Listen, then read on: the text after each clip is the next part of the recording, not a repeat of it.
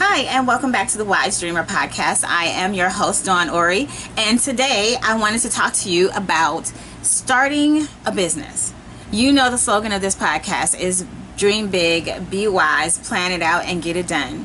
So, because I get a lot of people who ask me questions about starting a business, and because I get a lot of people who want information about just the basic building blocks, just here and there, a little bit of information to be able to help them along the way, I decided that I would record today and talk to you about starting a business. The first thing that you need to do when you start a business is you need to know your customer.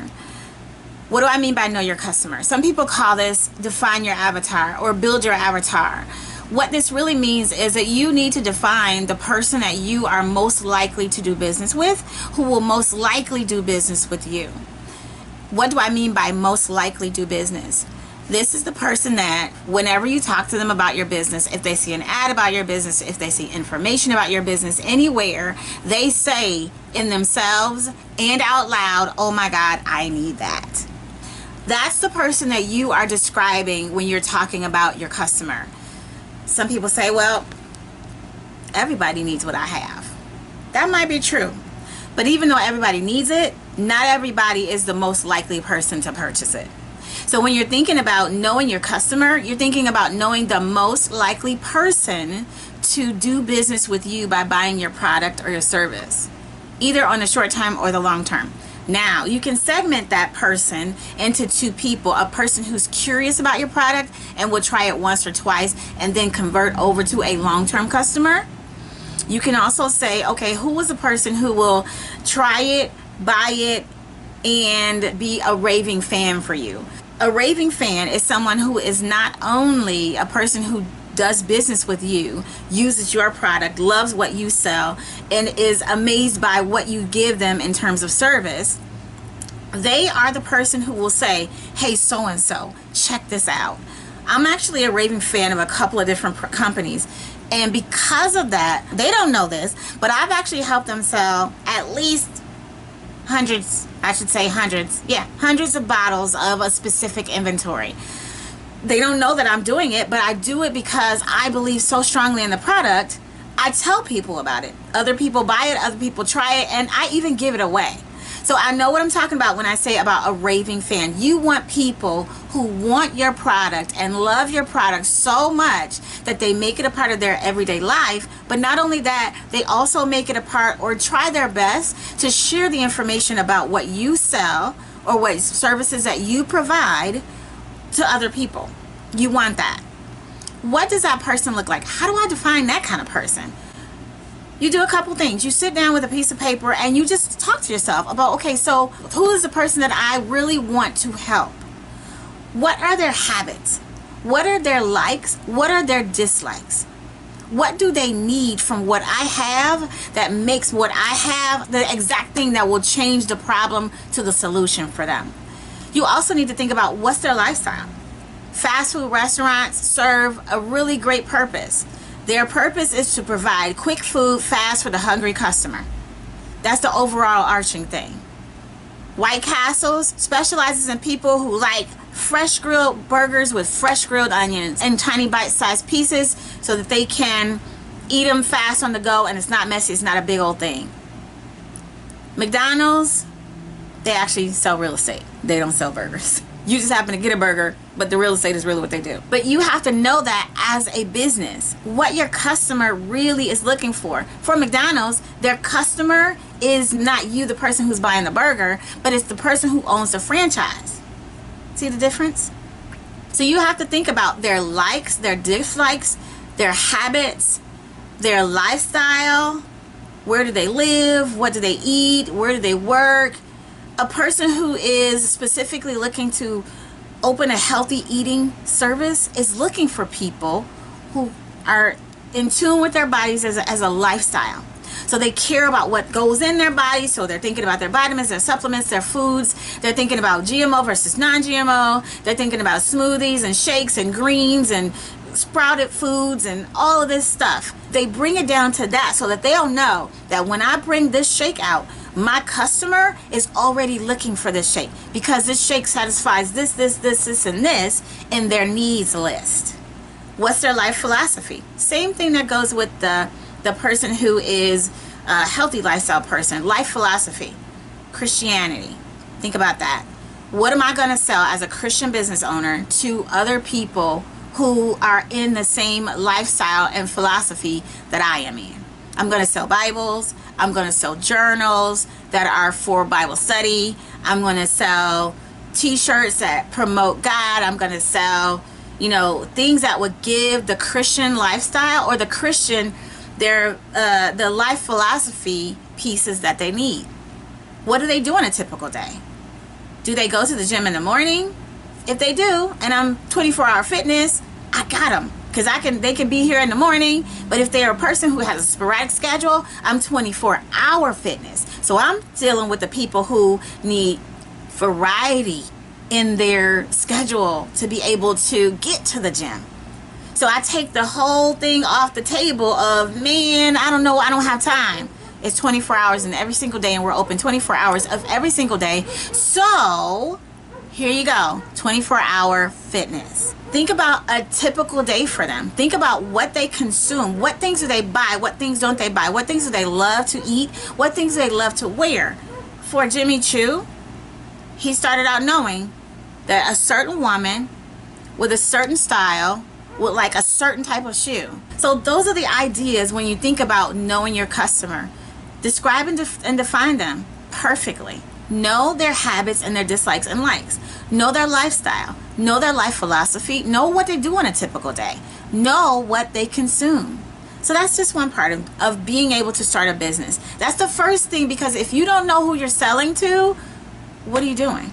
You don't really have a base for the actual product that you're trying to sell, or the actual service that you're trying to sell. You might throw it out there and it'll stick to the wall sometimes, but defining your customer gives you more accuracy in who is going to purchase your product, which gives you the opportunity to have more predictable income. More predictable income. That goes into play in terms of sales, in terms of repeat customers, in terms of when to have a blowout sale, in terms of the seasons of the year.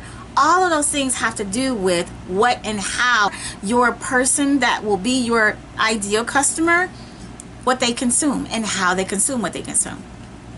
The next thing I'll say is know the market that you want to be in. Well, I want to be a coach. Or, well, I want to be a basketball coach. Okay. Do you want to coach the NBA? Do you want to coach the WNBA? Do you want to coach the kids in the school? Do you want to coach the community league for underprivileged kids? Where do you want to coach? Do you want to do it as a private coach to help high school standouts become NBA stars? Or do you want to help people that are in college become NBA stars? Do you want to be able to help them to grow their talent as a jump shooter? Do you want them to be able to grow their talent as a power forward? How do you want them to grow based on what coaching skills you provide? And where do you want to take them from here to there? Again, knowing your ideal customer. Know the market that you want to be in. That's why I said basketball coach. After you get to the basketball coach, how many large companies are out there that do what you do? And who are their customers? Do you share customers? Are you not in the same league of sharing customers with them? Those are all questions that you need to consider when you're thinking about the market that you're going to be in. Who are the smaller companies? The companies that you can partner with so that you can grow together. Who are the people, the companies that supply to you what you would be able to supply to the people? Basketball coach again. You're only one person. But what if you got 10 kids at one time that were high school standouts that could very well skip college and go to the NBA directly? And you got 10 kids, and then 10 more come. How are you going to coach 20 kids at one time and make sure that they are exactly where they need to be without having some staff to be able to juggle and get all the things together, or to be able to have another one or two like-minded individuals that you can contract out the work with and be able to grow your business and scale up? The other thing that I would say is who's on your level in terms of the services that you provide and who's not. Sometimes there are companies that look and feel and smell exactly like you. But when it comes down to it, they don't provide the same service, the same level of service and care that you do. The best example that I have for you on this, in knowing who's on your level and the kind of customer service that they provide that is better or worse than yours, is the phone companies. We switch phone companies all the time. I know I'm really big on customer service. I will stay with the company regardless of how long I've been a customer, as long as they treat me right. As long as they treat me right. As long as they give me the back and forth in terms of the win-win. So what that means to me is, you're not going to always get my money and then I don't get good customer service from you. That's not a win-win for me. So understand what is out there that is the same level as you. AT&T, Sprint, T-Mobile, Metro PCS, Boost Mobile, TracFone, or another service that is on the same level. What services do they have? What services do you need? What's the comparison between that and what you get from them? That's what you need to be saying for your customers. What services do the other people that do what I do have? What services do my customers need? And how do I provide a better solution for them in that arena? The next thing that you need to know is know your company structure, or know the company structure that works for you for now and for later. Company structures, I get so many questions about company structures, so I'm going to go really slow and try my best to get out as much information as I can on the company structure thing, so that you'll have an understanding of at least the beginning parts of this. It gets really deep, but it really breaks down to a few small things: the liability and the longevity. So in terms of the liability, that's the company structures. There are a few. There's the sole proprietorship, which is a DBA. That sole proprietorship is basically DBA, which is doing business as, which is also considered an assumed name. That is a county-wide or city-wide designation. Meaning, I live in San Diego County. If I go down to the county and get a doing business as or an assumed name for my business, I can go to Riverside County and somebody else can actually have that same name, have it registered, and be doing business under the same name that I'm using in San Diego County. So this type of structure, in terms of the DBA, a lot of people use it when they're independent contractors, when they have a really small business and they're just doing a little bit here and there, and they just want to have something where they can get a bank account and start to do business. That's where a lot of people start, and I commend you for starting there. The reason why I said it has to do with liability and longevity is doing business as is the least amount of coverage for you as an individual and for your business when it comes to lawsuits. Why am I thinking about a lawsuit? I'm doing a wonderful job and I don't need to think about a lawsuit because nobody's going to sue me because they're all going to love me. Okay. That's not to say that I'm being sarcastic, but that is to say that the one thing that you need to always understand about business is strategic. It is not personal. It is always strategic. And the idea or the possibility of lawsuit is real all day long, all night long. Now, let me tell you what will happen if you have a DBA and somebody sues you. They're actually suing you, the person. So what that means is, what do you have that I need to take? Oh, you have a house? Oh, that's my house. You have life insurance? Oh, that's my life insurance policy. Cash that in. Oh, do you have money in the bank saved? Oh, that's my savings. Give me that. Oh, you got a retirement plan? Oh, listen, that's mine too. You got money in the bank for your kids? Oh, college fund for your kids? And that's mine too. Yeah, all of that. And your cars and anything in your bank accounts. If you're sued and you have a DBA or a doing business as or an assumed name, if you're sued, there is no veil of corporation to protect you. So your personal liability is all that you have that's there. There's no company liability in front of you to protect your personal stuff. Because as a DBA, you are representing that I myself, me, Dawn Ori, am doing business as this company under this assumed name.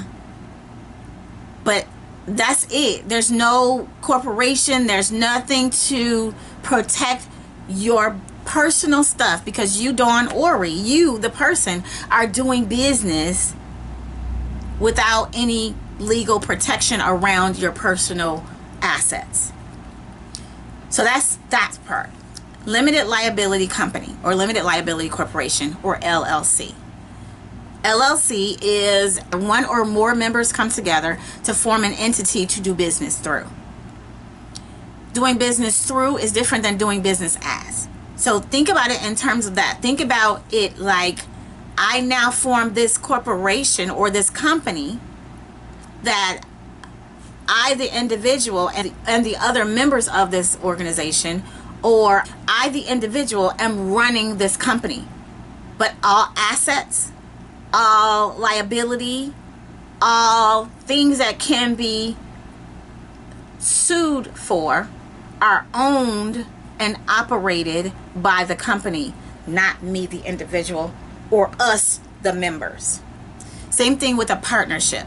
Now, there are some caveats to that, and I'll just say this. If you don't have your paperwork right, if you don't do your bank account right, all of that protection from liability goes away. The other structure is an LLP, which is basically the same as a limited liability company, but it's a limited liability partnership, which means that it is for people who want a partnership for a certain amount of time to do a transaction or a few transactions. So each company, each person comes together and creates a limited partnership. Now, that's usually done company to company, not person to person. So it again is a one company that is formed from two or more companies or professionals who want to have the liability taken away from their personal assets, houses, cars, savings, checking, money, pocket money, whatever. They want to be able to have that money secured and their assets secured. So that's why a limited liability partnership, limited, meaning the liability is limited to what is owned and operated and the money that is in the bank account of the partnership corporation. One more thing about limited liability companies and limited liability partnerships, they are statewide, not countywide or citywide. So you can own that business anywhere in the state and do business, and no one else in that state can have that name and do business as your company. Now, another state, not even your concern. You can't do anything about another state at all. Next, I'm going to talk about the corporations, okay? There are two corporations. There's an S-Corp and a C-Corp. The S-Corp is a smaller version of a C-Corp. They are nationally recognized companies. So if you have an S-Corp in the state of California, that S-Corp name is covered throughout the entire 50 states and the territories of the United States. Same thing with the C-Corp. The difference between the two is the taxation and the liability of the different officers. So notice I said officers. Corporations have officers. They have president, vice president, chief executive officer, chief operating officer, chief financial officer. They have officers. If you're not a corporation, if you are not an S-Corp or a C-Corp, you cannot be a CEO legally. You can put it down all you want to. But if you're an LLC, you are a managing member or a managing partner by law. So that's why you don't see, if you've ever seen a business card from mine, you don't see me saying CEO. Because no, I don't have any officers in my organizations. And I have several. The S-Corp and the C-Corp are corporations, so they have bylaws that they have to put in order. They have a board of directors. Some of them can, if they're big enough, they can have shareholders. They have to have quarterly meetings. They have to have financial reports. There has to be this whole structure that happens so that once a year they're able to turn in a corporate reporting to the government along with their taxes. So a whole lot of stuff that goes into those two. Let me back up to the LLC and the LLP. Yearly, there must be a managing member of the organization or managing partners of the organization. They must have a meeting that is documented to be able to talk about what happened over the last 11 to 12 months. And then they have to be able to project for the next few months. That's called the year-end meeting. And if you would like to also have quarterly meetings, they must be documented as well. So that's the information about the differences in the entities that are available. Again, I'll say it one more time. The most important thing about entities and business structure is your idea of what you want to be liable for personally, liability, and longevity. So what do you want your company to become over time? When I started my administrative support service, I started as Dawn Hill, doing business as the administrator. And then I had to say it was administrative support services because they need you to define what you're doing business as. When my company got big enough, when I started really understanding, oh, okay, I'm getting a lot of customers. I have like 5 accounts now. I have 5. Now I got 10, and I got 3 employees, and I have hey, this all needs to change. When I get some people coming on under me, all of this needs to change. For a few reasons. First of all, because if anything happens to any of the employees, then they can sue the company, which is, if it's not an LLC, it's me. Oh my God. No, not interested in that liability. If anything happens to contracts and the customers are not satisfied with the services that my employees are putting out, they can sue the company. And if the company is a DBA, that means they're suing me. No, thank you. So that's what the whole point of making sure that you understand the liability factor of it all. The other thing that you need to understand about that is the longevity of it all. I switched to an LLC because I needed to be able to have the piece of, as I grow bigger, my entity structure will be able to be saved and to be able to move. And I knew that I was working in one state, and I didn't want to be able to go from one county to another and then somebody else have my name like that. So I have to register in every county? No, I'm just gonna register in the state. That makes sense if you're doing statewide business, or if you're doing business in different counties. Now, if you're only gonna be in one county, that's up to you. But what I would say is, even if you are only an independent contractor, you still have, if you're using your social security number to do business, you're personally liable for anything that could happen. They don't tell us that stuff. So we end up doing years and years of business as an independent contractor, thinking that we're building a business, and then let somebody sue us and we lose our house, our kids, all the savings, the bank account, our husband. Now, okay, let me go further into that. If you are sued, your household is sued. So that means if your husband makes $500,000 a year, guess what they coming after? You with your little $50,000 a year business does not matter to the lawsuit person. They're coming after the person who makes the most money in the household and all the assets that belong to that person, and yours too. So there's a part of this whole thing that is liability that is through the roof, and people do not get it when they do their businesses. My suggestion to you, when you're talking about like longevity, when you're talking about liability, consider talking with a business attorney. Consider talking with a tax accountant, because all of those things have to do with how you're taxed as well. One structure gets taxed differently than another. One structure has more benefits from taxing than another. It just depends on how it's structured and why. So the very best thing that you can do is talk to a business attorney so that you can understand how best to start your business structure and then talk with a tax person to also have input on the best way for you to do your business for taxation, because those two things are really what makes the most sense. If you start making $5 million per year, or 8 or 10 or $20 million per year, is how does that affect what your business pays in taxes? And in turn, do you have to pay yourself as an employee, or can you be an independent contractor? And how do you pay taxes as an individual through the company? Whole bunch of stuff. Make sure you seek professional advice on those things. The other thing that I want to talk to you about is the must-have. You must register a business. I know my people. I know you guys do not want to register a business because you just want to be an independent contractor, and you don't need to register a business because they said it's not necessary for you to register a business, and I don't want to pay that money, and oh my God, it's going to be a lot of hassle, and it's just too much, and I'm just too... Stop it. Register your business, because guess what you're doing? You're doing business.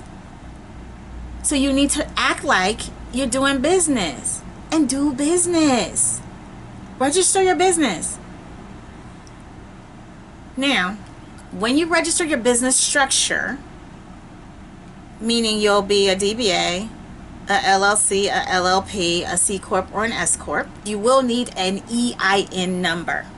Why do I need an EIN number? I could use my social security number. It's the same thing. It's not the same thing. An EIN number, an employer identification number, identifies your business, not you. When you use your social security number, you are actually associating yourself, the person, with the business, all the income, all the liability, and everything that goes along with it. An EIN number is just like having a social security number for your business. So you'll need that in order for you to be able to have the benefits of having a business structure. Just so you'll understand this, to put it in context. When I started my administrative support business as Dawn R. Hill, doing business as administrative support services, I had to get an EIN that was from my personal name, because the business was me doing business as. When I switched from that to the Administrator LLC, my company, the LLC, was issued an EIN number. So they switched from using and linking the EIN number from me personally, like I had another social security number. Basically, that's what that was, to my business getting its own social security number. So now everything that runs through that business goes through that EIN number. Now, yes, they do know that I am still the owner, but as a managing member, there's different ways of using and doing the taxes based on the business structure. So you'll need that, and you'll also need a business bank account. Well, why do I need a business bank account? You need a business bank account because legally you're not supposed to commingle funds. You must be able to account for the money that came in your business and how it went out of your business, which means that a business bank account, everything that has to do with your business, you pay for it through your business bank account. You don't pay for it through your personal account, unless you personally loan your business money, and then when your business gets the money back, you actually draw that money out and pay it back. That's called an owner's draw. There is a difference. So you do need a business bank account, and that will be registered to your company with your EIN number. The next thing you'll need is you'll need a mentor. You'll need a mentor to help you with the ups and downs of the business. You'll need collaborations, and you'll need them because it helps you as a business owner to have other people to bounce ideas and information off of, and to be able to give information and bounce their ideas off of you. It helps you and your business peers grow faster together. It gives you the opportunity to really have an understanding of what other people think about what's happening in your business, and you're not creating this whole thing in your head by yourself. Not that creating something in your head by yourself is a bad thing, but to be able to get information and to at least get feedback is very important. So that's why you need collaborators. Collaborators also hold up spaces where you don't hold up. So let's go back to the basketball coach scenario. I'm a basketball coach. I coach kids who are trying to get from the college to the MBA. That's what I do. I coach boys trying to get from college to the MBA. That's what I do. I coach boys 17 to 25 that are trying to get from college to the MBA that have been noted as standouts. See how I honed that in? Now you have a girl who comes, who is a standout, who's in the age group, who is being scouted, who wants to go to the WNBA, but you teach boys. What are you going to do? You're going to collaborate and bring in a coach that teaches girls. It's important for you to be able to collaborate so that your business grows as necessary and that you don't leave gaps. You also need an advisory board. The advisory board is made up of a bunch of people that you know and love and trust, that know, love, and trust you and want the best for you in your life and in your business. So there are people that will look at you and say, okay, I like that you did this, but how about this? A lot of times these people are business owners or people that have been in business or are very wise about money, about transactions, about growth and about development and about you as an individual and where your spaces of needing to have increased capacity are. So you get these people and you have these people be kind of your guides in the business so that they are able to help you to grow your business. You need that. You need that. You need that. I like to call my people my personal cabinet, and I call them my personal cabinet. I speak to all of them, never all at the same time, but I speak to them all about the same thing at least once or twice a year. If I have a conversation with one person, I take the same premise of that conversation and have it 5 other times, because each one of them has a different perspective and can give me different insight so that I'll be able to grow. And then sometimes they don't give me the different insight, they give me the same insight but from different perspectives, so it helps me to build a little bit more. So it gives me the opportunity to grow faster, to have more grounding, and to be able to not be so flighty all the time, because I get 50 million ideas a day. I do. I get 50 million different ways to make $1 million a day, right? But we all do. And if you keep chasing the rabbits, when are you going to actually be able to get that one thing done to be able to go do the other thing? That's not to say that you can't do the 50 million things, but that is to say that you can't do more than one thing at a time and be successful, because the focus needs to be generated for the one thing and then the other thing. And if they are things that you can combine, it's still combined into the one thing. But you have to know when the right time is to bring those things together. Advisory boards help you with that. The last thing that I would say is you need to pack 4 things. You need to pack your patience. Remember, you are like a farmer. You are in a space where you are about to start growing a crop. Before you grow your crop, the first thing that you have to do is you have to break up the fallow ground. Then you have to till the soil. You got to clear out the rocks. You got to clean out the rocks. You got to clean out all the spaces that are dead. You got to drop down topsoil. You have to fertilize. You have to do all of these things.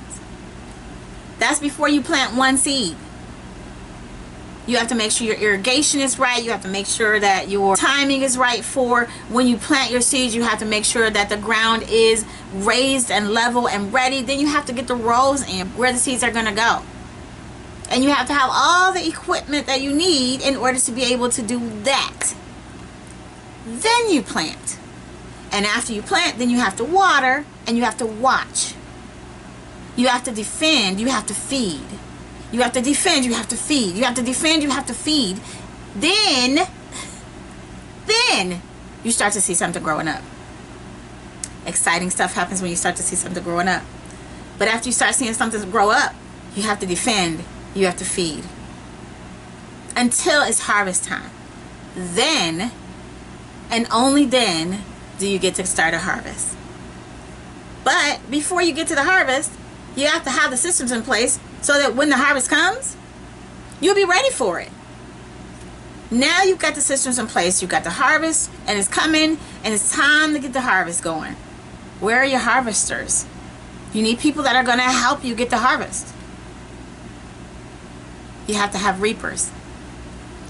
Now that you got the harvest in, you got it, all that stuff, where are you going to store it? And how are you going to use it to make more harvest next time?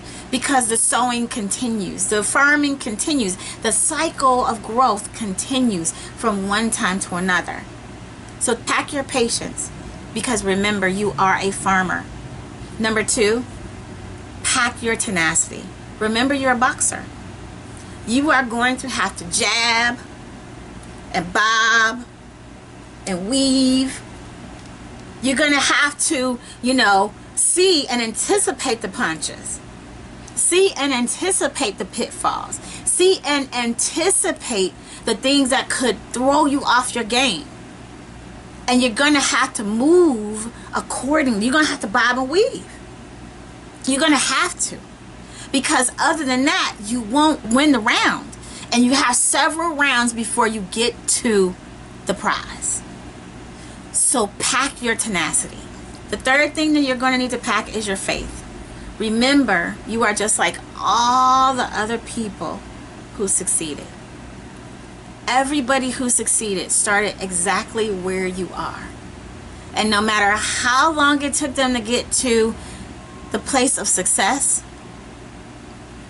no matter how many systems they had to create, no matter how many times they figured out that that wasn't the way to do it, they have to do it another way, no matter how many times they had to take a pivot or weave or bob, they had to have faith through all of that.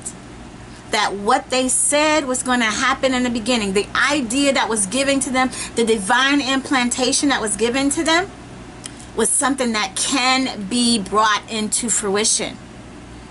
And you have to be there to do it. Because faith and no works, dead. It is not going to produce a thing for you. So you have to be the farmer, you have to be the boxer, and you have to be the person of faith to get it done. You also have to pack your flexibility. Why do you need to be flexible? Think about it like this. I don't know if you've ever seen an oak tree in the dead of a crazy storm. The roots of the oak tree run really, really deep.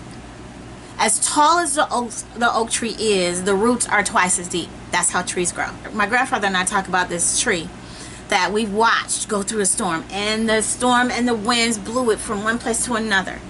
And it was bobbing and weaving in the storm. And it was, the branches were going over one side and then they were going over another side. And at one point it was like, oh my God, that tree is going to snap. But no, it did not snap.